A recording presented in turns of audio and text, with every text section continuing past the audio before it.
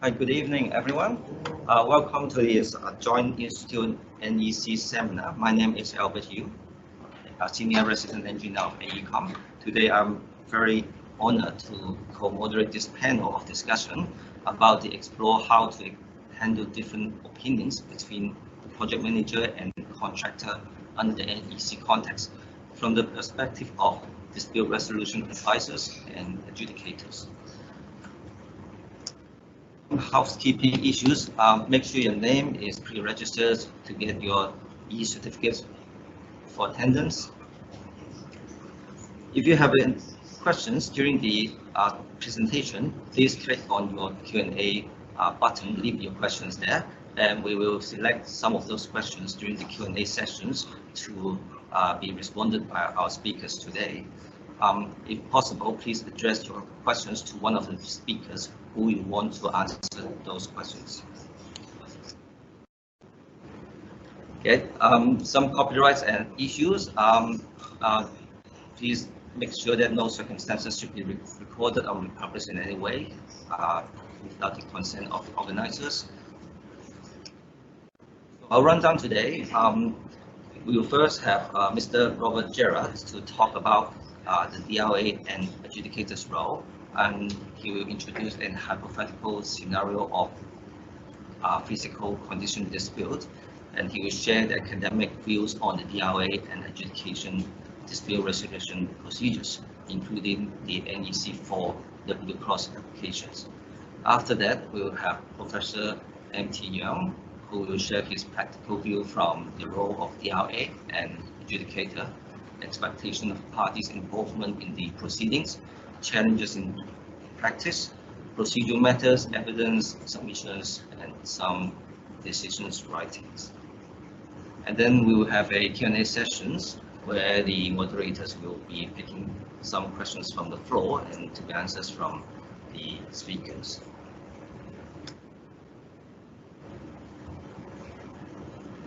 So a bit introduction of Mr. Robert Gerrard. He's a senior NEC consultant and NEC Users Group Secretary with over 35 years experience in setting up and managing NEC contract. He's now based in Hong Kong.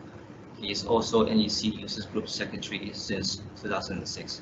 A number of publications, including NEC 3 and NEC 4 compared, NEC 2 and NEC 3 compared, NEC 4 avoiding and resolving dispute, practical solutions for NEC 3 and NEC 4.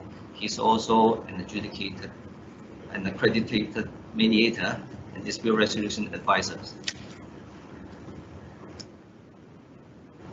A bit introduction about Professor MT Yeung, practicing barrister and civil engineer, practicing as a civil engineer for 11 years before switch to barrister in 1989. Main practice in construction and commercial litigation and arbitration. Arbitrator in more than 150 construction and commercial dispute. Chairman and vice chairman of various appeal boards. He's also a DRA and mediator in public works projects, and they teach in local universities and professional institutions.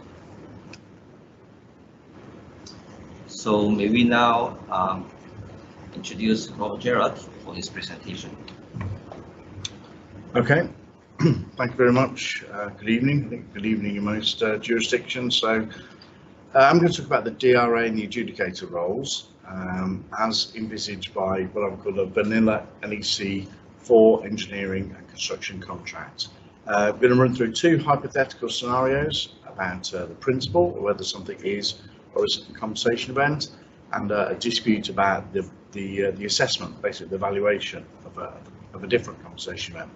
So I suppose it's an academic view that I'm putting across. You know, what does the contract expect each of the parties to do, both contractor and project manager, and then look at the difference between them from the DRA perspective and the adjudicator's perspective. Just to clarify, I'm not an adjudicator, but you did correct me, didn't you? So I'm not clever enough to be an adjudicator. I'm only a mediator, so I'm also a DRA as well. And we're going to also look at the NEC 4 ECC option W dispute resolution clause as well. A lot for me to do in 20 minutes. So this is what I'm going to try and walk through. And would you believe I've left my contract at home? Did you bring your contract or not? So no, between us, it's in there. Yeah? So it's in now. The contract is in our minds. So good luck to us there. I'm going to talk about a few assumptions that I need to make because this is such a big subject area. So I'm going to make a few assumptions about the basis of the disputes themselves. We're going to look at some of the contractor's actions regarding compensation events, just two, as I mentioned. Basically, the contractor thinks something is a compensation event. They also think a separate compensation event is worth $1 million, and the project manager has a different opinion. So, how should the project manager respond to that, to those submissions, if you like, from the contractor? So, what if there is a difference of opinion? What happens next? Then we assume the dispute rolls on and sits in front of an adjudicator, but probably before then, if you've got such a clause in your contract, how might the DRA, Dispute Resolution Advisor, deal with this? So a lot for me to tackle in the time that I have. So a few assumptions then. So first of all, we're actually not going to look at the Development Bureau amendments to the NEC contracts. In fact, there aren't any at the moment for the NEC 4 contracts. They're only in place for the NEC 3 contracts. So we're looking at an unamended NEC 4 engineering and construction contract. Also, very quickly look at the NEC 4 dispute resolution service contract. Lots of acronyms, so ECC, DRSC. I'm assuming the DRA, I'm not sure whether there's a D there, but never mind, DRA. That's what they're called, takes their brief from the Architect Services Department, and we'll have a look at what that says. Now, I've also got to assume that the contractor and the project manager act as stated in the contract, so they do what the contract tells them to do. So the difference of opinion is genuine. There's no mischief, and there's no positioning, shall we say. It's a genuine difference of opinion. We could speak forever on many different differences. Let's just focus on the difference of opinion and the difference of assessment of the compensation event itself. So I'm assuming they act as stated in the contract. No problems there. And of course, therefore, they're also acting in the spirit of mutual trust and cooperation. No games. They are telling the truth. They are acting ethically and honourably. It is a genuine dispute that they have. I'm also assuming that option W1 has been used, but the senior representative failed to reach a settlement. Okay, so we're going to work through the contract, and I'll repeat this, but we had a go with our senior representatives that they failed to reach a settlement. And also that the adjudicator is appointed without any problems. So quite a few case law I see is about the appointment of the adjudicator, that it's flawed, they have no capacity to act, they have no jurisdiction to act, they've been wrongly appointed, it's late, etc. So I'm assuming no problems appointing the adjudicator, no problems to senior representatives, but they failed to reach a settlement. Okay, so that narrows down the differences that we're looking at. So it's a genuine difference we're trying to tease out here. So two scenarios, and therefore we look at each of these scenarios from the contractor's perspective. So the first one is the contractor is out on the site in the working areas, digging away happily, and what do they find? Some voids. They encounter some voids. Now, in the contractor's opinion, they are acting as stated in the contract and the spirit of mutual trust and cooperation, 10.1, 10.2, and they say, well, we don't think that an experienced contractor, not us, it's an experienced contractor. This contractor could be their first venture in civil engineering, so it's not about what you know, it's about what an experienced contractor would have judged at the contract date to have such a small chance of occurring. So basically, turn it around, in finding these voids, would an experienced contractor at the contract date have judged that, that would have had such a small chance of occurring? So you keep narrowing this down, such a small chance of occurring, small chance, small, okay, not more than 50%, small is small chance of occurring. Okay, that is what the contractor will have to get across to the project manager. In the first instance, you're trying to convince the project manager that a compensation event has occurred, and all of the parts of clause 60.1(12) have been satisfied. Okay. Now there are other little trip hazards in the contract, such that in clause 61.3 the contractor will need to notify that compensation event within 8 weeks of becoming aware that the event has happened. So we know when we first encountered the void, or somebody in a responsible position first encountered the void, the clock is ticking from then. Within 8 weeks of that moment, if you don't notify the compensation event under clause 61.3, you are time barred. So there's a nasty little time bar sort of clause built in. Well, why is that there? If I might deviate slightly, it is to stop late claims. What we don't want is a contractor 1 year after the job's finished losing money, looking back a year or so ago saying, oh, remember the day this happened, we think it's now a compensation event. So it's about stopping late claims. So no problem processing compensation events in a timely fashion. So my advice to the contractor here is that if you cannot convince the project manager that you have a case, what chance do you think you have in convincing anybody else in that higher level of authority? Next up in front of you will be either the DRA potentially to have a look over, or the senior representatives, and then the adjudicator, and then possibly an arbitrator or a judge. It's only going to get more difficult. So do your absolute best as a contractor to explain why you genuinely think a compensation event has occurred, and focus on that. Experienced contractor would have judged to have at the contract date to have such a small chance of occurring. You found something that you genuinely think had such a small chance of occurring. Okay, notify that within 8 weeks of becoming aware of the event. So I'm assuming here in scenario 1, the contractor has done everything asked of them, properly in accordance with the contract, and they've been as helpful as they can in identifying the principle that a compensation event has occurred. The second scenario is probably the more common one, and that's a difference of opinion as to the value, if you like, of a compensation event. Forget the time bit, just let's focus on the money bit. So the contractor here has complied with all the relevant clauses, such as clause 62.3. They've got 3 weeks to submit a quotation. The content, 62.2, they've also given some information on how the accepted program is effective. 63.1, they've correctly applied the dividing date with the right amount of actual defined cost and the right amount of forecast defined cost. 63.8, 63.9, correct assessment for risk allowances for risk under the contract, which is theirs as the contractor. Assumptions that they reacted competently and promptly to the event itself.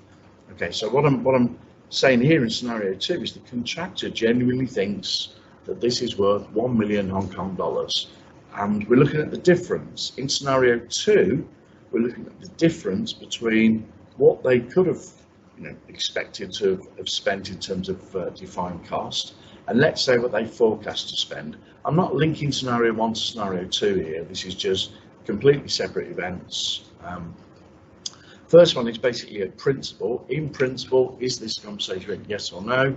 The second one, completely separate event. I think as a contractor that I genuinely, I forecast this will cost me an additional 1 million Hong Kong dollars to deal with this particular compensation event.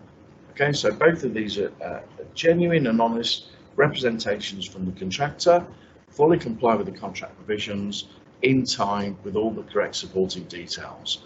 Okay, so now as a contractor, we receive these submissions.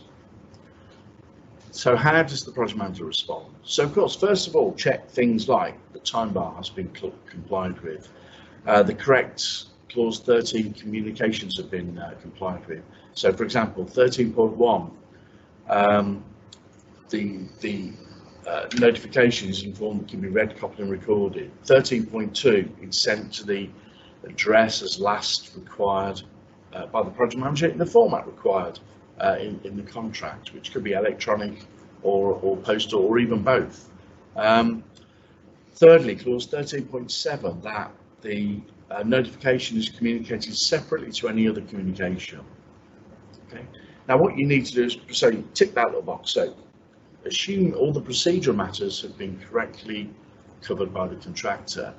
Now, you're simply, as a project manager, looking to see if one of the reasons stated in clause 61.4 applies in this instance. So, without me, brilliantly, what was 61.4? Remind me.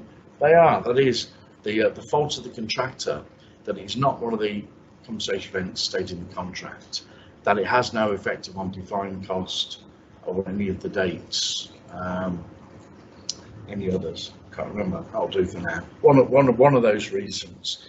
Okay, so let's assume that the project manager says, actually, if you look in the site information, then there's a suggestion that you might find voids or something like that. I.e., the project manager is saying, in this case, that in my opinion, this is not a compensation event under clause 6.1 brackets 12. Because actually, in my opinion, because the combination of clause 6.112 and 60.2, then an experienced contractor at the contract date would have, other than the belief that a small chance of this occurring, i.e. there's a very likely chance of finding voids. And therefore, the project manager says, under clause 61.4, I am notifying you that the prices, the completion date and the key date are not to be changed. And we state the reason. And the reason is, I believe that you could have foreseen voids as identified in the site information. Okay, so that's our difference, isn't it? Our difference is a genuine opinion from the contractor that a stated compensation event has occurred, a genuine opinion from the project manager that they are in complete disagreement. This one's a yes or no. Scenario 1 is a yes or no. Do you believe in principle this is a compensation event, yes or no? Scenario 2, so this is a monetary thing. So I'm putting time to one side. This is a monetary thing. Now the project manager is looking at the submission itself. They have in front of them a quotation, hopefully in the right detail with the right provisions within the time set down in the contract.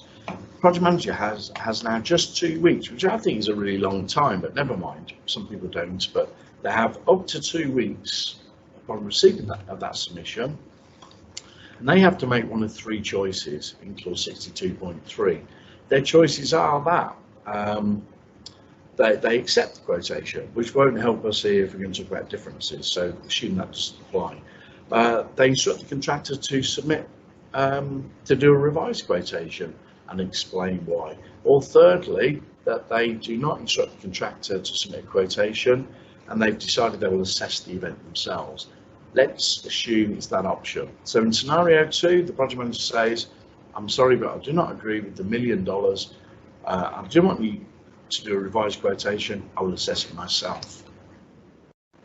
Okay, so in our difference of opinion, therefore, in scenario 1 is just a principle. In principle, is it a compensation event, yes or no? In scenario 2, it's a valuation thing. So the contractor thinks it's 1 million. I've just put here, for sake of argument, the project manager thinks it's $500,000. Don't use this rule of thumb, by the way. Don't use half what a contractor submits at all times to decide what is the correct amount of money. This is just a completely fictitious scenario. Now we have therefore our difference of opinion. So under clause W1.1, we first refer that dispute to the senior representatives. Now the clock is ticking under option W1.1 brackets 1. We're going to sort the numbering out. This is going to be an easier way of describing them. But the action of the project manager, when the action was made by the project manager, i.e. I've assessed it at $500,000, the clock is ticking. No more than 4 weeks after that point, the contractor must refer that dispute to the senior representatives. Now, if at the end of the senior representatives, let's assume here that the senior representatives just literally, two senior representatives agree with the project manager, 2 agree with the contractor. So we know further forward. The contractor's senior representatives still agree, in their opinion, it's a compensation event. The guys representing the client disagree. The dispute is referred to the adjudicator. Okay, within 1 week of the notice of adjudication. So we gave senior representatives a go, we got nowhere. So therefore, we are now the adjudicator. We see a dispute. In principle, yes, no, and an assessment, $500,000. What does the adjudicator do? So how does the adjudicator deal with this? How do they see this difference, and what do they do about the difference?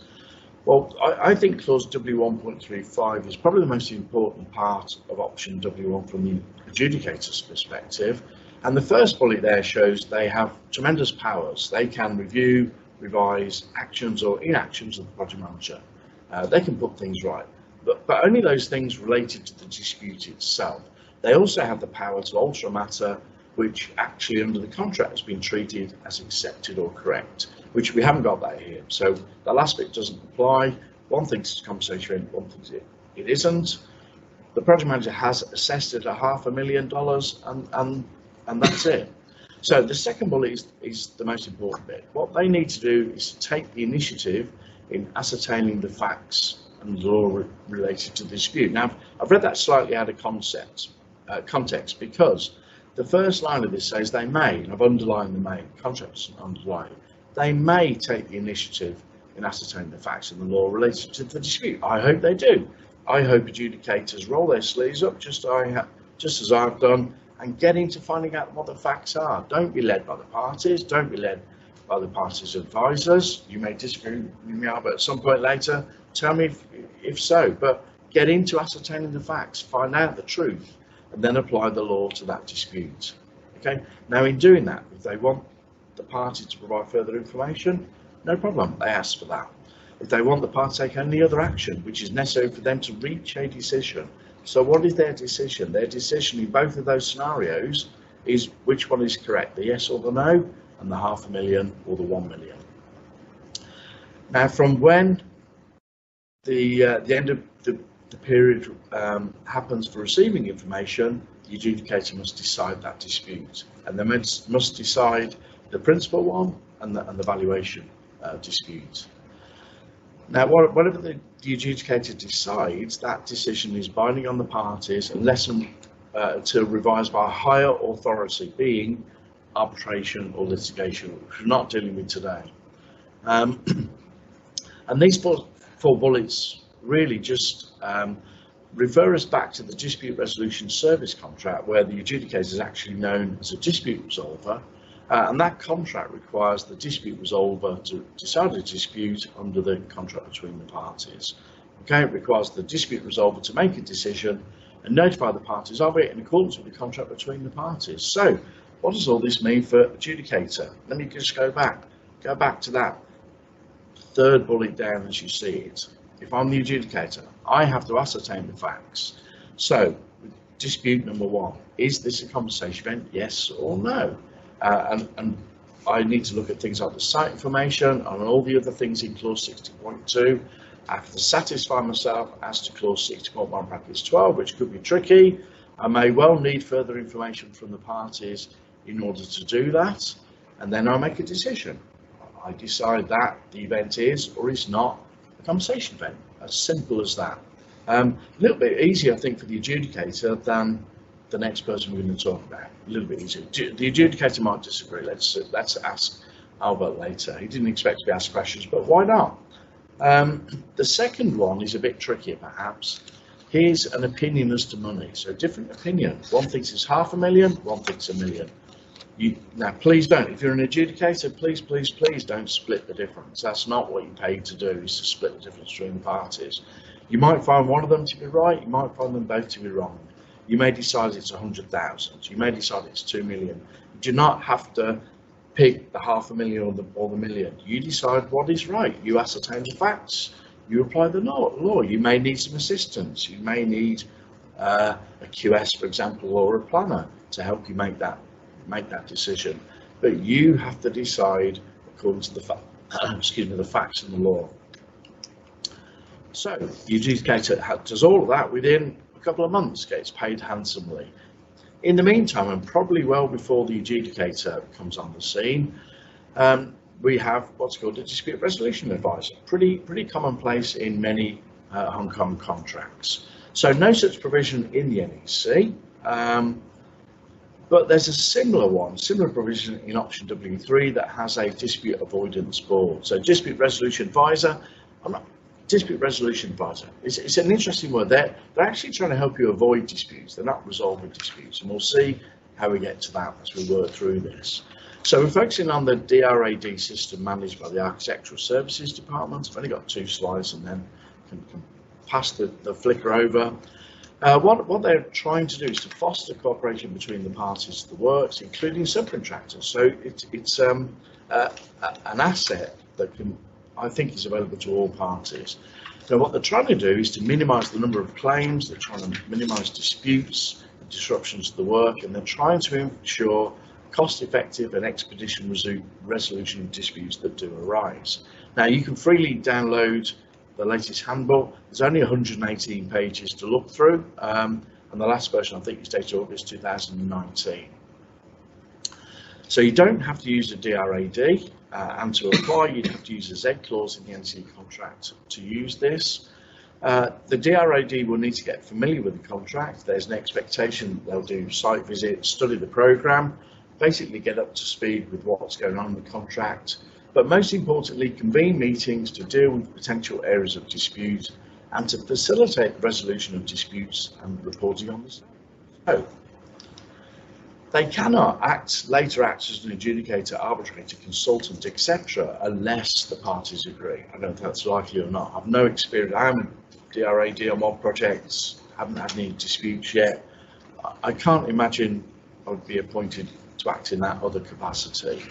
And they do not have any authority to impose upon the parties their opinions as to the substance of the problem or their proposals to solve the problem. So what does it mean for scenario 1 and 2? Now I think that DRAD has got a really difficult job here because they've got to think through the various dispute escalation process. We start with the senior reps, we move on to the adjudicator, we may move on to an arbitrator or a judge. Wow, you've got to help the parties look at this level of dispute escalation, what may or may not happen according to the principle for scenario 1 and the difference of opinion for scenario 2.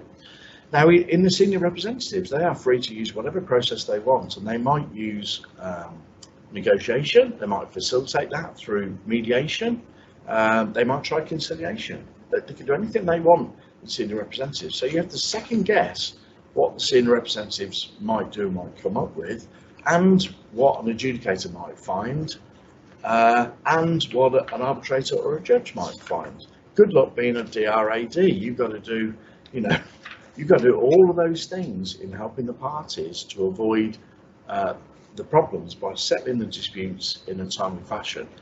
Very difficult indeed. So you're not deciding, you're proposing, you've an opinion, you're advising. So it is not a binding decision as such. Okay, slightly over done my bit. A couple of other slides. Look at this, there's me again in a few weeks' time, 27th of November. Come and find out about early contractor involvement. People get this slide, I think, in the packs, don't they? Yeah, I'm sure they do. I'm looking around. There's a discount code and everything. What could possibly go wrong? ECI, very, very popular in Hong Kong. And oh, look at this as well. And then it's a Users Group revised membership levels, Jade and Ruby. Don't phone that number on there. It's a London number. Phone my number, which is the next one, or send me an email. I'll tell you all about the Jade and Ruby membership. We are trying to elevate the NEC knowledge within the Asia Pacific region, so please do have a look at those. And there's my contact details. And that is me setting the scene for contractually how the difference of opinion is deemed to be dealt with in the contract. Let me pass over to Professor Yeung. I'm actually going to switch seat. We have an Elvis Presley microphone in front of us, and it's best sat in front, I believe. So, okay. Sir. Thank you for Rob's very full speech. So I need to introduce myself, actually. I'm Chris Lau, Director of Shenhua Engineering Company in Contractor. So I'm involved as a moderator of this seminar. And Rob ended the clear difference between adjudicator and DRA, dispute resolution advisor. Adjudicator is more on the decision making, whereas DRA is more on how to facilitate the proceeding of the dispute resolution. So, so I give the time to Professor MT Yeung. He is focused on the practical views of DRA Adjudicator. Thank you, Mr. Yeung. Thank you. I'm now being asked to share with you my knowledge from a practical side. And well, be honest, I mean, I've been arbitrator for many cases, but as educator, I seldom act because probably of the newly introduced system. At the moment, education is still not a formal system in Hong Kong, so I would view it as a mini arbitration if I take on the role as educator. Of course, for DRA is quite akin to mediator, so so I would again, although I have acted as DRA in a number of projects, but my perspective is basically I see DRA is more akin to a mediator, but except that he has the in-depth knowledge of the contract, so he is able to facilitate as well as to venture some suggestions. Now we look at first of all from adjudicator's point of view as to what he would expect from the parties. Now the first thing before the notice of adjudication starts will be the list of agreed and non-agreed issues. Now, they are important in twofold. First of all, it defines the arbitrator's, the adjudicator's jurisdiction. And in fact, if the adjudicator exceeds its jurisdiction, then his decision would not be binding on the parties. So that is one thing which is very important to bear in mind, is to look at what are the issues which the parties have proposed to you, and you should stick to those issues and don't go beyond it. Secondly, is about the importance of this issue is that it basically helps the educator to define what are in dispute and what are not in dispute. Now, bear in mind that the educator has limited time to make his decision. Now, from the time of the receipt of the notice of education to the time when all information is with him, that's only 4 weeks. And then after receipt of those information, he has only another 4 weeks to make his decision. So we can see that the time is very limited. So the list of agreed issues would help him focus on what had been not in dispute between the parties, and then he focus on what are the disputes. So basically, this is the importance of list of agreed and not agreed issues. Next is that we look at the notice of education. Now, each step in state in education has its own meaning and purpose. The next one, as you can see, is notice of education. Of course, now we have the list of agreed and not agreed issues. But why do we still need to have notice of education? The importance of this is you set out what action or inaction of the party measure which the party is campaigned. So basically, it defines more precisely what the adjudicator is asked to decide. Next is that you set out the relief asked by the parties. And for example, what you are required to decide, for example, are the prices, the key dates, and completion date, etc. So you are directed by the parties to what exact relief you are being asked. Now, the more exact the relief, the better will be the job from the educator point of view, because you can just focus on those relief asked for. And then just like a multiple choice box, you take yes or no. That will be the simpler job, but that will make the parties more focused on their dispute. Now, next one is about so-called the refer to educator. Now, again, this process is important because now you have the list of agreed and non-agreed issues, and you have the notice of the education. Now, why we still need to have this referral process? Now, basically, as I said, we have 4 weeks for the receipt of the information. Now, so the educator will try to make use of these 4 weeks and then listen to the parties. What sort of information they are going to submit? What will be the timetable? And once they have obtained the parties' view on this, then the educator can then devise the timetable, which is tailor-made for that particular dispute, and also take account of the parties' views. So, but bear in mind that unless the parties agree, then you have only 4 weeks for this information gathering. Now, next will be the referral information. Now, that will be the information which you, as educator, first receive from the party who applies for the dispute be referred to you. Now, of course, what you now have is only one side information, so you must listen to the other side. Okay, so by doing so, of course, you have devised a timetable. So now you have a touch of what sort of the dispute you are with looking at the information, which are, bear in mind that those information, they are not required to be all, but only the essential will do. Now, next is that the additional information, as I said, in the referral process, in the timetable devised by the educator, then the parties are given chance to present its case. But make sure that the chances are fair. That means each party must be given an opportunity to present its case. If not, then that is against this, which we call it due process, and the decision is liable to be not enforced. So, and then the last bullet point which I make is that usually the applying party would have the last say. Of course, it depends on the dispute. I mean, if it is just like a court claim, then you may think that you may need to give the other party some say in respect to the applying party. But usually it will be with the applying party who will have the last say.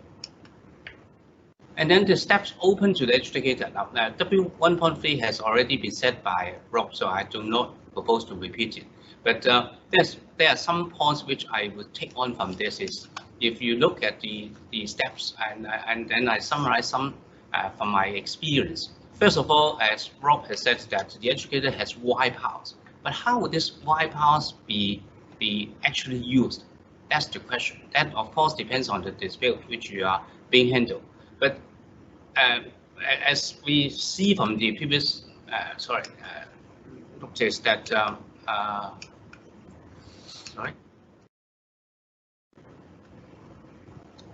So, okay, You want to go back? back. That one. That one.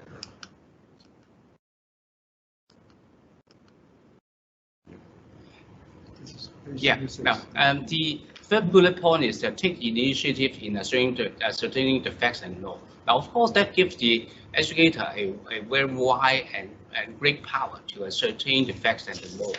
But bear in mind that for when the educator is doing this investigation, there is one important, very important point is that he must inform the parties of his investigation results. And this is fundamentally important because the parties would then have an opportunity to comment on the investigation result to see whether, first of all, the educator has taken a wrong view of the factual matters, or in fact, he has not considered another party's view, or he has, in fact, made a wrong assumption of fact. Now, all those matters are important. And if the educator does not do this, then just like an arbitrator, if he is wrong in that one, then his award will be liable to be set aside. Similarly speaking, if the educator decisions will also be liable to set aside. So that is a very important step to be, and also a very important thing to be borne in mind by the educator. Next is about the educator's decision on the dispute. Now, bear in mind that he has only 4 weeks to do this. So this is a very tight frame to do, tight time frame to do this. So so usually the educator will be asked to decide on what should the contract be interpreted, how it is be interpreted. Of course, the educator, he must guide himself by the well-known principle, and I've set out some cases which set out the principles which how contract will be interpreted. For example, in the recent case of Woods and Capital Insurance, he basically adopts the Lord Hoffman's decisions that when you apply it, you have to do it by way of commercial sense, which is very important, especially for a construction contract. So whether a contractor, and he applies for this, of course, he's doing business. So whether he would do it in such a silly way, obviously, if that's the case, then you may view it from an angle that a no reasonable contractor would try to make a loss business. So that would be maybe a point which the educator would take in mind. And if the educator decides in the contractor's favor, then he may revoke or vary the decision of the project manager or the supervisor and substitute with his. And that will be one of the options open to the educator. And he may also decide what action he should take. But of course, I mean, in doing so, the educator is giving his decision on the matter, on his view on how the contract should be interpreted. But if it's too late, if everything has been done, so what remains is only on the prices, the dates, whether the contractor has been late, whether the liquidated damages should be imposed, etc. Then, of course, the arbitrator is required to do some assessment process on the compensatory events, and then his decision may now have both financial and time effects. So it's just not his will, not his interpretation of contract, but also about the financial and time effects. Right? So those options are open to the adjudicator. Now take the example which Rob has suggested in scenario 1, which talk about so-called the physical condition. Now, of course, the first thing to do is to look at what risk has been passed from the employer to the contractor, right? So that will be defined in the contract. So whether that risk should be borne by the contractor or borne by the employer, that's a matter which usually governs how the so-called physical conditions encounter will be decided. Of course, look at the contract itself, look at the conditions, look at the specification, look at the drawings, look at the borrow data, so and come to whether an experienced contractor would have reasonably allowed for it. Now, if the answer is yes, then obviously then the contractor's case loses. But if no reasonable contractor would allow for it, obviously that would be a case which the contractor wins. So the adjudicator should state his opinion in such a situation that this is a compensable event. Now, but bear in mind that even if it is a compensable event, the contractor is not allowed to recover the whole cost. So it is the extra cost which really matters. So what's another way of dispute is that what should be the additional cost, what should be the extra cost? Then it would involve an assessment or an opinion of what a reasonable contractor would have allowed for it.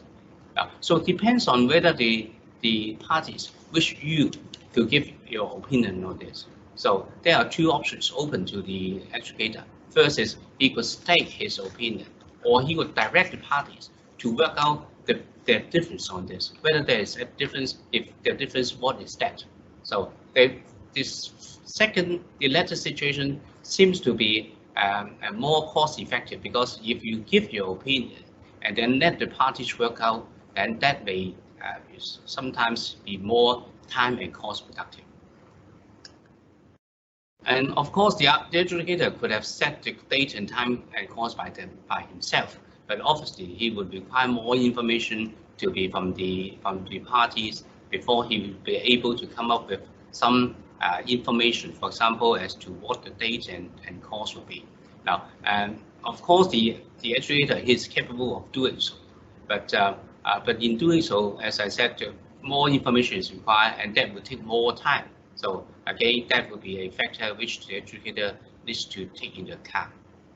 And I said the adjudicator could make further directions on this matter.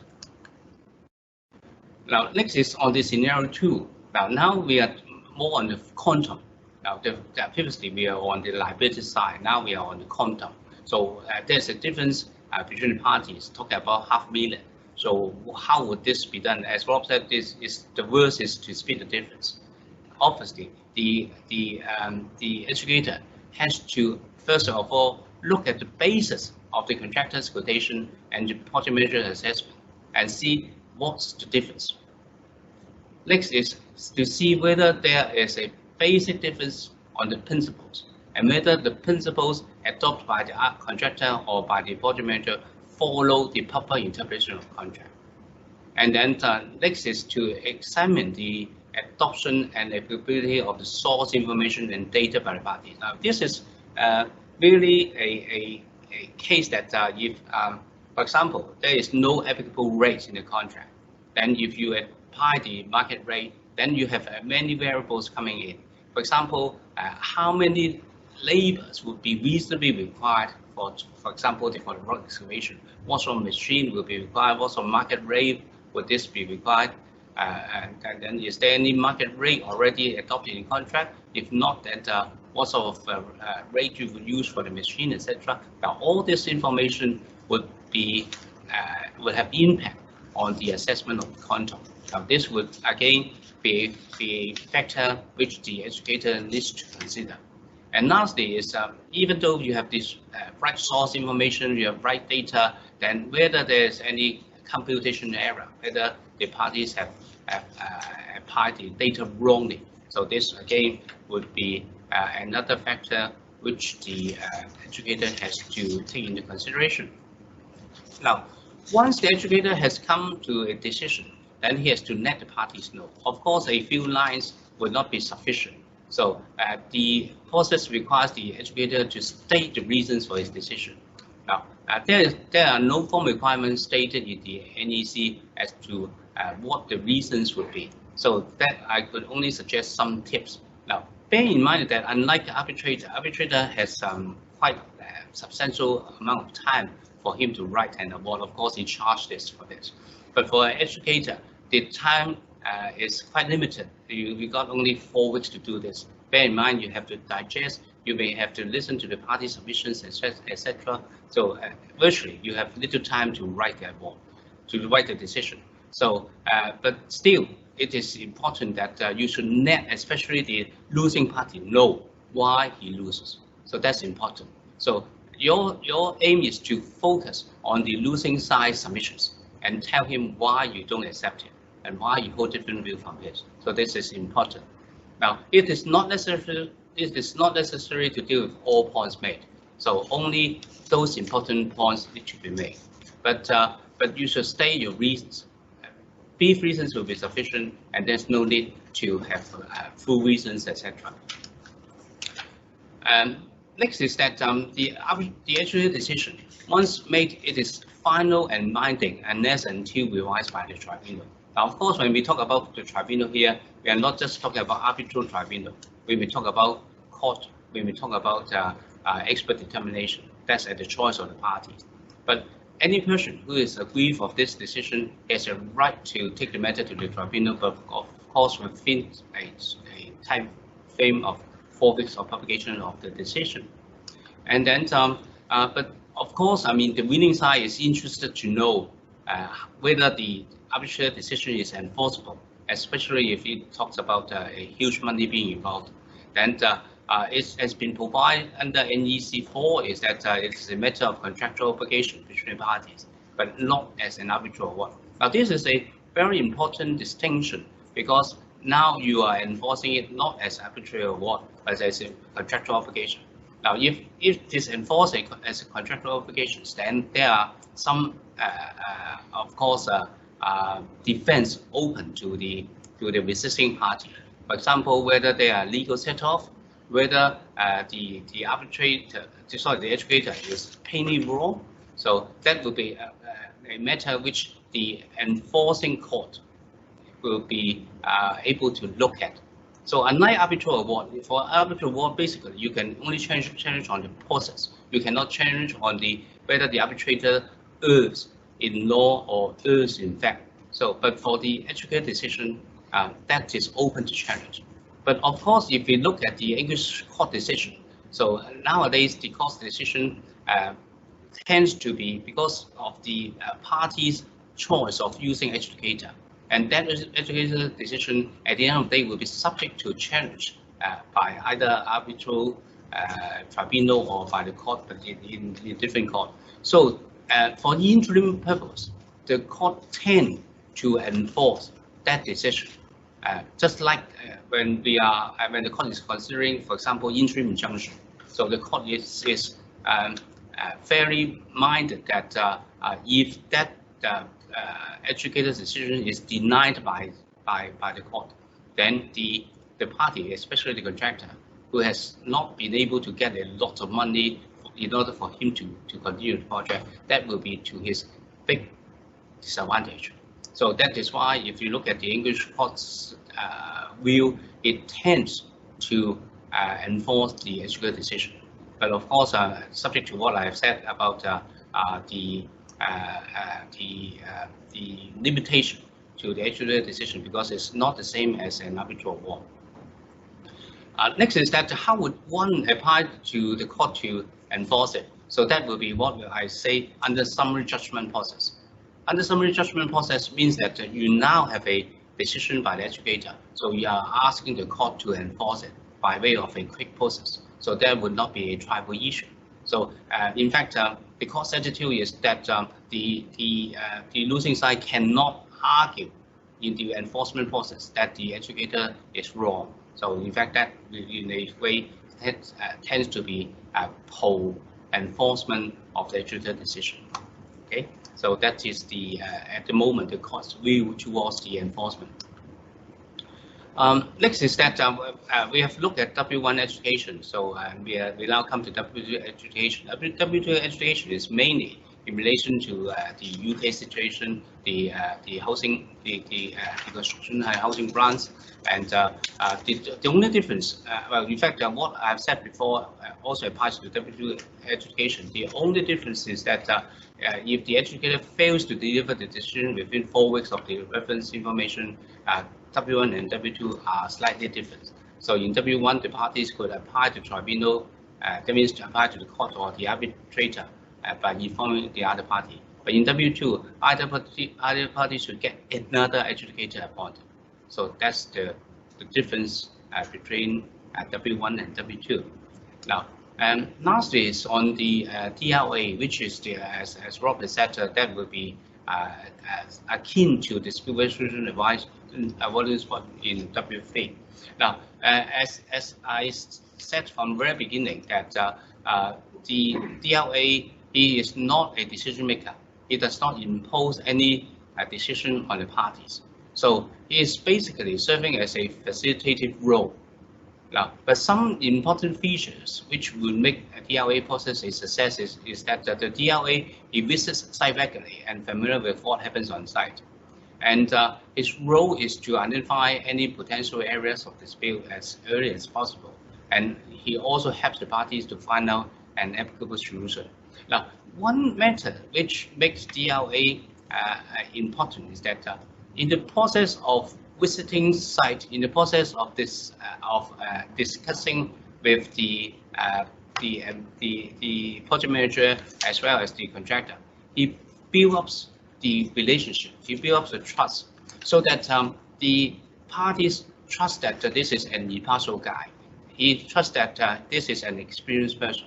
So if the matter at the end of the day cannot be resolved, and if it goes to one way further, for example, adjudication or the arbitration, then the result would be similar to what the DLA may give on the opinion. Now, if that's the case, then the parties are more willing to accept what the DLA may say about the solution to a problem. So in a way, the DLA is not just serving as a facilitative role. He also serving as, you may say, advisory or some sort of, I won't say use the word determinative, but that would be, in a way, he offers some suggestions so that the parties should seriously consider and whether that opinion should be accepted or not. So that is what I say. If the parties agree, he may put forward his opinion. And then one matter which is important is that his recommendation opinion is not binding, but only persuasive to the parties. Now, of course, the DLA, if just like mediator, if his opinion is accepted, then the parties could enter into so-called settlement agreement. And this settlement agreement is in a way akin to something which the parties have already agreed in the contract itself, and then that would be enforceable. But that would be which the DLA could have in bridging the gap between the parties on the difference on the dispute. Okay, the last one, which is on the difference between adjudicator and DLA, is that for adjudicator, because his role is impartial, he must not see party singly. That means he must, well, every time when he meets the party, he must meet the parties when both are present. But for DLA, it is quite common that it meets one party in private. We call it caucus approach. That means he meets one party in private. Of course, the DLA must assure that any information which he receives from the parties in private would not be given to the other side without the consent of that party giving him information.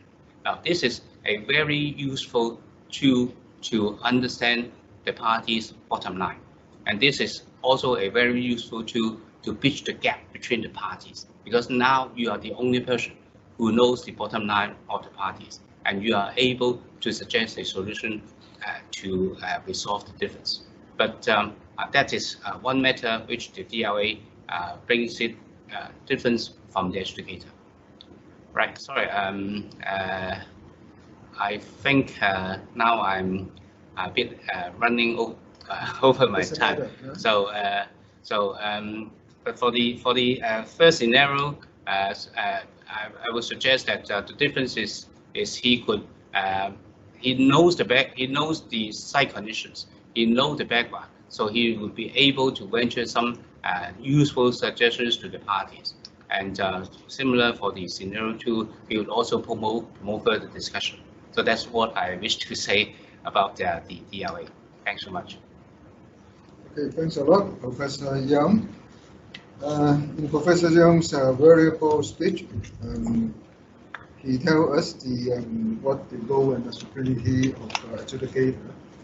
The adjudicator should, at least at the beginning, get the list of agree and not agree item, focusing the dispute, and take care of the time and cost incurred in the process, and should not be make the award beyond his adjudication, not of some point like the speech. So majority of Professor Yeung's speech is focusing on the adjudicator, and the DLA is taking the role of facilitating and encouraging the settlement, as I get. So it's time to start with Q&A. I think for the Q&A, my colleague Albert will select those questions from the audience. Since there's some delay in this kind of a medium, so what we select and make a kind of reply, maybe the audience will take this a few minutes later. At this kind of maybe 10 to 20 minutes, 20 seconds, is it?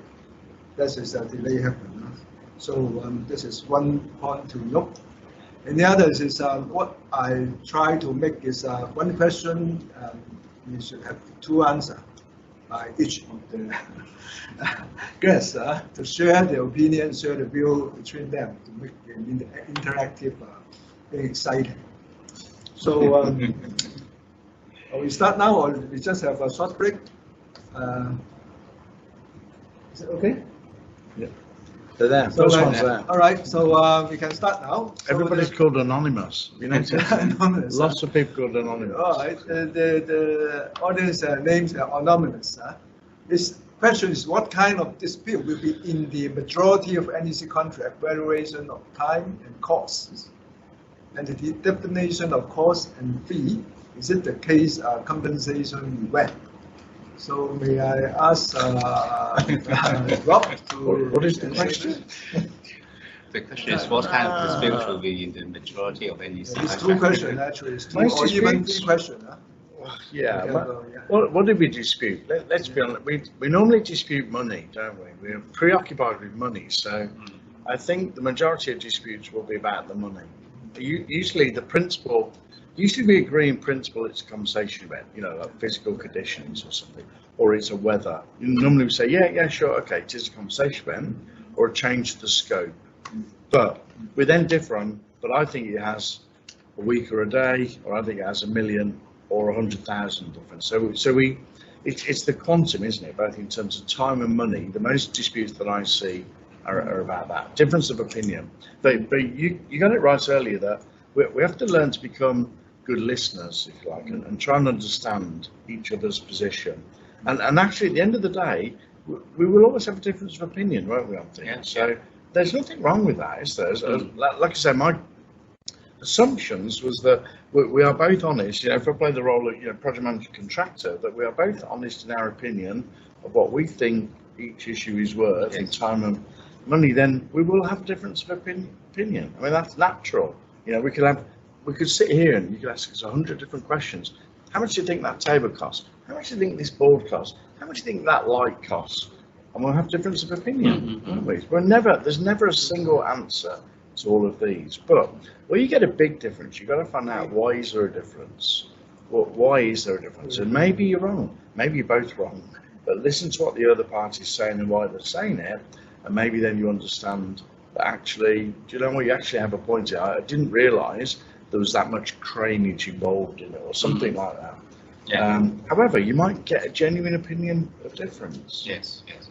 My view is that usually, in fact, I have acted as an arbitrator for many cases, but to be honest, I've never been an arbitrator in any of the NEC cases. Good. Yeah. So probably this is because of, as I gather, is first of all the cooperation between the parties that's been emphasized, and that's also been rightly observed by the parties. So in a way, of course, as Rob has said, that there are general disputes in opinion, but usually that could be resolved at the site level or maybe at the senior representative level. Seldom would that be taken to, for example, the tribunal. So probably that is one of the one of my experience. I've worked in NEC contracts now since 1995, 25 years. Many countries, many jobs. Not one has ever formally had a dispute. You know, never been to senior representatives, adjudicator, arbitrator. It can be avoided. I think the collaborative approach and the honest opinion is the way forward, isn't it? Yes. And if you think of other forms of contracts that are often predicated on change, you must use a rate and price in the bill of quantities, which is wrong. It's way too high or way too low, will naturally cause a problem. Yes. Whereas this is cost-based approach to assessing compensation. So our difference of opinion, whilst we will always have one that's trying to make should be less than would otherwise be the case. Yes. I hope you never arbitrate any NEC. Hopefully you don't get rich on NEC. I'm working as a contractor. I'm very impressed of the opinion from either guy. Yes. I think the questions. Next question. Yeah, I think we need a just scroll these down. How about the cost and fee definition? That can you have a simple reply on this? The fees fixed. So we tender the fee in contract data part 2. If it's too high or too low, you got a problem.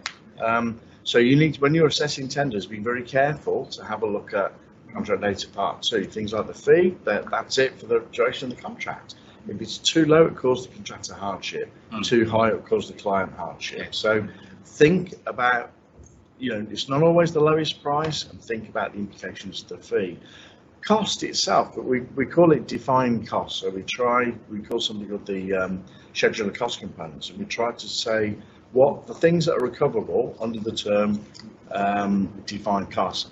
I think with NEC 4 it's even simpler than it was in the past. We honestly shouldn't have too much difference of opinion of what is or isn't defined cost. The difference of opinion will be how much of each of those items are defined cost. Is it 1 hour or 10 hours? But the $100 itself per unit shouldn't really be an argument, because it's open market rates and prices generally. Which itself is a little range, but there shouldn't be a problem there. But it's how many of those units to apply. Is it 1 hour or 100 hours of that unit? So we shouldn't have a problem with defined costs, I don't think. Yes, I agree. All right, so move on to the next question. So he said, Scroll down, scroll down, scroll down, scroll up. That's it. Albert, is it that one single audience write question or any other? I think we may get some chance to other attendees. Yeah, another one. That's not so good. Otherwise, let's be polite. Chance, huh? Okay. Okay. If no, so still the anonymous. Let's try this one. That's okay. That's okay, I think. All right. Oh, that's it. That's it. Okay. All right. The adjudicator is to decide, and the DRA is to suggest. Okay. If the adjudicator makes the decision, the DRA disagree. Will there be any official document or record to be left by DRA? I think the procedure is if the party choose the adjudicator, then the DRA's role is finished. Yeah. Usually it will be the case that before it turns to big dispute, then the DRA would try to avoid the small D turns to the big D. But if it turns to the big D, then that will be dealt with by the adjudicator. So I mean, if the adjudicator has made this decision, there's no role to be paid by the DRA. In that dispute, remember that DRA, of course, is there for the entirety of the project. And we've talked about the timely approach with adjudication. What I love about adjudication is it's designed to put the right money in the right pocket sooner rather than later, with perhaps a little bit of rough justice, but hopefully not too much. So it's about almost contemporaneous solving of disputes, adjudication. So you might in a 3-year contract get 2 or 3 adjudications, but the DRA is running all the way through. However, if you've had 2 or 3 adjudications and the DRA has been miles wrong with what they think might be the outcome, then people are going to lose faith with the DRA and they'll be on borrowed time, and they may not be asked to suggest things further. So next one, when the compensation event is referred for adjudication, is the contractor allowed to wait for adjudicator's decision, or they must execute the works first?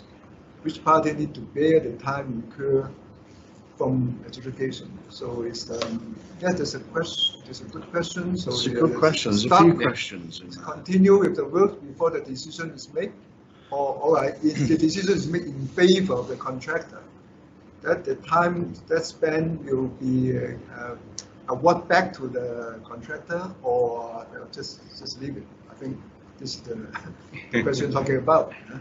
Yeah. I'm assuming here this is arisen not from a proposed instruction. So we have a proposed instruction to change the scope. You do not put that into effect, and you potentially could go to an adjudicator, but you probably wouldn't do. So let's assume for this one, there's been an instruction to change the scope. It is a compensation event. No argument. Now the contractor, when an instruction is given to change the scope, they must obey that instruction under clause 27.3. Yes. Their obligation to provide the works in accordance with the scope, 20.1, and the project manager may change the scope at any time, 14.3. Read those 3 together, you've got to get on with it. Separately, the project manager should be notifying of that particular compensation event to the contractor, and the contractor submits the quote. And then we start the argument, don't we, the disagreement. Now, you've got to do the works, even though you may finish the works before you know you've got a disagreement in time or money, but you've got to get on with the works. You assume in the compensation event the contractor reacts competently and promptly, so you have to get on with it. You have to get on with it. Yeah. Bob is right. I mean, the contractor has to get on with it. If there are any time and cost implication, that would be decided by the adjudicator, so as to compensate the contractor for any loss in time and cost. But the contractor must always go on with work, because he is required to do so under the contract. And there's also a duty to mitigate. Assume it's a different form of compensation event, which is dig a hole, find a void. Then you're under a duty to mitigate. You can't stand back, fold your arms, and Yeah, but the contractor has already done this because he has challenged this, and but if the project manager still insists that it be done, then I mean, of course, therefore, there's a risk here of cash flow, certainly in options A or B, but in options C, D, E, and F, there shouldn't be a risk of cash flow problems, because whether or not something is or isn't the compensation event and what the effect is in time and money, they should still be paid for providing the works and the defined costs that arise. So we come back to the likely of option C being a much safer sort of position for a contractor to be in. Whereas in options A and B, if it is a compensation event and whatever the time and cost effect is, you only get that when it's what's called implemented, when you got to the end of the compensation event process. So you are running a considerably larger risk, I think, as a contractor in options A and B, at least for cash flow, than you are with options C, D, E, and F. I elaborate this question a bit. Is if the contractor is obligation to go ahead with the construction, but this is a very big sort of changes. Then, well, according to the spirit of contract, we need to continue. But since the adjudication come late and the award come late, then the PM do not give them sufficient money to run the project effectively. So they cannot, the contractor do not have the money to bring more labor part with this compensation case. So time then lost, right? It take another month because of the insufficient process. So then this loss of time, is it compensable? I mean, what you're saying there is because of the actions or the inactions of the project manager, not only is the defined cost different in itself, but the lack of certification of the correct amount has caused the contractors severe hardship, and they have run out of money. So that I would put that in the same role of the contractor. That's a part and parcel of the project manager's failure to acknowledge the right, assessment of the compensation rate in the first place. Well, would you agree? So it's just a natural consequence. Yeah, that would be a natural consequence, I would say. So, of course, I mean, if there are any other available means for him to mitigate, as you said, then that should be taken into account. I mean, things here, of course. So, be honest, tell the truth, be ethical, have integrity. Use the early warning process. When you can see and smell a problem coming, whether you use DRA or not, have some adult conversations in early warning meetings. Try and solve problems. Try and look at if you foresee, I think you said that it might cost $1 million, but I'm thinking 10 million. Alarm bells should be ringing. We should be having conversations about it. What else can we do? Don't just stick your head in a bucket of sand and cross your fingers and hope. Do something about it. So I think we have Next. 2 more questions to answer to catch time.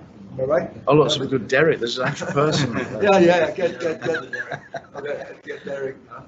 All right. As you say, there's a time limit raising a compensation event. Won't the contractor simply raise a compensation event for every possible claim then? Because in my experience previously in the UK as a project manager, the contractor just overkill us with a huge amount of compensation events, and we have to check one by one. So that is a problem, isn't it? So you notify not raised, but that's pedantic. So you notify a compensation event. You need if literally you're getting crazy amount of compensation events each day, which are spurious grounds, you need to have a conversation with the senior people running the contract, I think. But the contracts aren't each one, even if it's worth $1, then it's a compensation event, isn't it? They have the right to ask for that dollar under the contract. So providing they're not asking for things which have no basis or grounds, and in fact they're making things up and trying to misappropriate monies, which in my opinion is a fraudulent activity, then if we're not doing that, if they're asking for just $1, then what you've got to do is, I personally would be calling the contractor's bluff, and I pick the phone up and say, okay, this one you think is compensation, let's have a meeting about it. So tell me about the extra defined cost you think it is, and it's $1 really as much as that? Okay, maybe you agree it's $1 then. That's it, done. NEC encourage communication. Since if this case like the contractor just try not to I mean, exists the time bar, so everything can raise the Yeah, compensation. our abundance of caution, right? The contractor is doing this. So, Yeah, I mean, yeah. So just to build on that, actually, I find there are lots of compensation events that the client side do not think are compensation events, because the client side, through the project manager, are frequently changing the scope. But I've only changed it by that much. I've only added. They're compensation events. Yeah. They may have no time or cost, or you may think they have no time or cost, but they're compensation events. Yeah. But we need to appreciate that if you change the scope, then 9 times out of 10 a compensation event occurs that gives the contractor the chance to provide that quotation. Yes. can we get the chance to another button? Oh, there you go. That's a good one. Go up a bit. Okay. Sued for negligence. Can we sue the professor for negligence? Try this one, huh? Yeah, I think NEC Contract has provided for humility for the educator, and also I think put it this way, I don't think you would easily sue a DLA or educator for negligence. Yes, although for DLA there's no such humility be provided, but just like ordinary people, you are not making a decision. You are just doing a bridging gap, between the parties. You are just providing this sort of facilitative role. So seldom would you be involved in giving opinion. Seldom would you be involved in giving advice. So technically speaking, yes, you could sue a DLA for negligence, but seldom you would be able to formulate a valid cause of action. Never heard of it. Yeah. But I mean, an adjudicator could make a horrendous mistake, really so significant that the contractor goes out of business. Yes. You know, and that would be when you'd be thinking negligence. Yeah. However, you sue a person for negligence, and often they've just got the close of their. It's a personal action, isn't it? You know, often adjudicators are one-person organisations with possibly limited funds. So you might have fun and watch them get thrown on the street, but they've not got the $100 million that you believe they've caused you to lose. You're not going to recover that money. Yeah. So what's the point apart from being malicious? Yeah, some sort of revenge. I mean, if the losing side thought that he is losing a lot of money because of a decision by the educator, they would try to do this as sort of revenge. Yeah, yeah. For himself to sue for negligence is try to throw down the water. Is it the purpose of parties? Maybe not the personal liable for the damage. Maybe it's a tactic, possibly. To possibly convince the adjudicator, oh, you were right all along. But I mean, you've got to be strong as an adjudicator. It's not for the faint-hearted, this, is it? So, you know, it's a pretty well-paid job, and you've got to do your job properly. So, I think in the UK, in my opinion, where they went wrong with adjudicators at one point was anybody could be an adjudicator. It appeared, which is completely wrong and improper. And now each nominated body seems to have a really good process for letting them in, checking they do it right, throwing them out.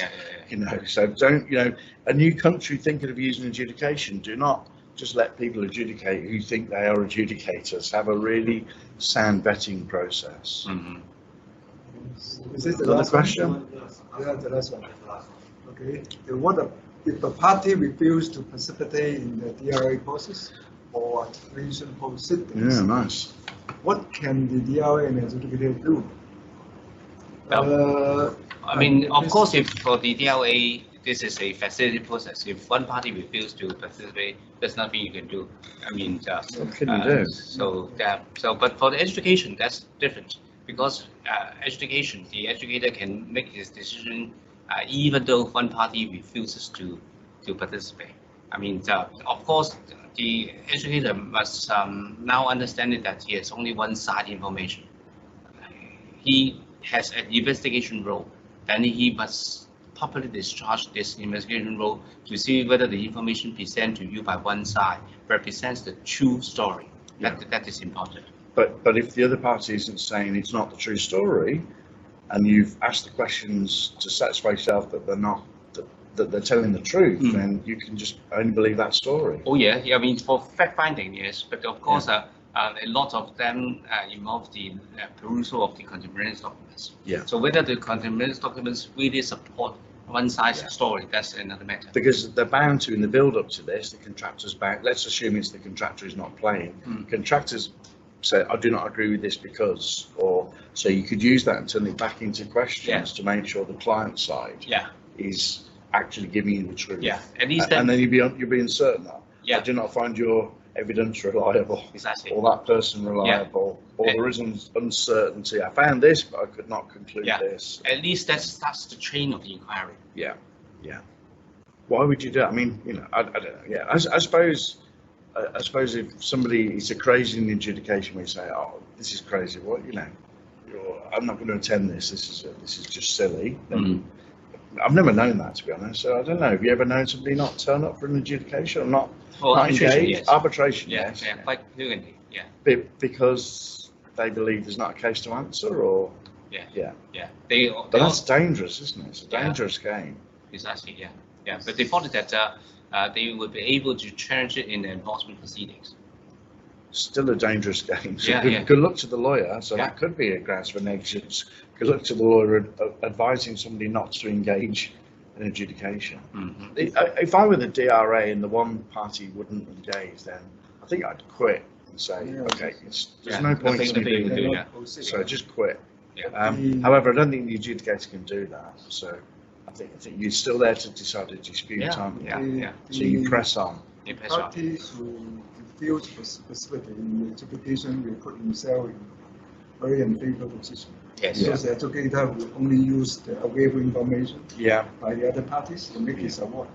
You probably ask more careful questions because you know there'll be a challenge coming, and the judge will say, well, did you attempt to satisfy yourself that you were being, that you have the facts at your disposal?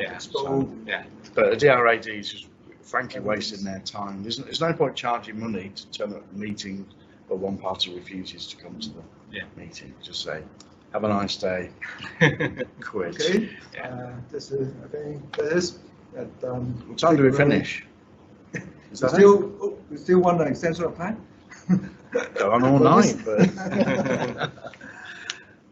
Thanks a lot. Thanks both guests to deliver us such a very full speech tonight. And I think we will keep on receiving some questions.